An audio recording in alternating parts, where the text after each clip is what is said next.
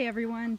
I don't think that any respectable channel on raising chickens or sustainability or self-sufficiency is complete without a chicken butchering video. So I'm not going to show you how to butcher because there are so many of them out there, but I do want to show you our setup because we've worked on it now for several years and have a system that really works out well for us. Today we are doing some extra roosters and cockerels that we had. So I'm going to show you our setup.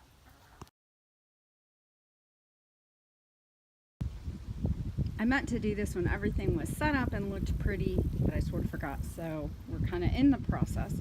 But we have first our dispatching station here, and we have sun's kind of in the way.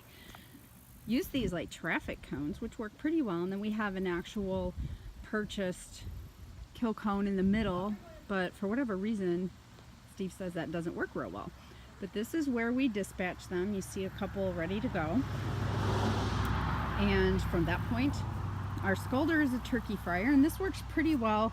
It does have to be regulated as far as the temperature. It gets a little too hot, too cold, and that can mess things up.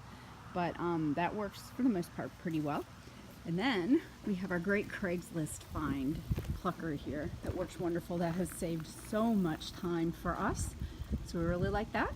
And from there, chickens go right into these big tubs of cold water, where they then move on to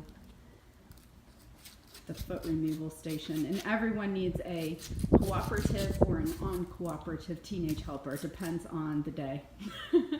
And then here's our little cleaning station, and this is where I take care of the cleaning of them. So I have some hot soapy water. It's important to keep it clean. I keep wiping it off, and sharp knives are very important. I have a bowl here of ice cold salted water that I keep the gizzards and the hearts and stuff in, and the livers.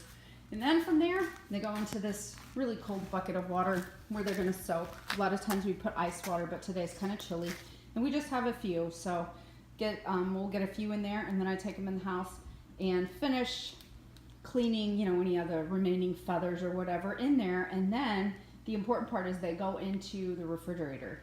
And I keep them in there for 24, 48, you would really keep them up to 3 days if you wanted. But that is very important. It allows them to rest and just kind of tenderize.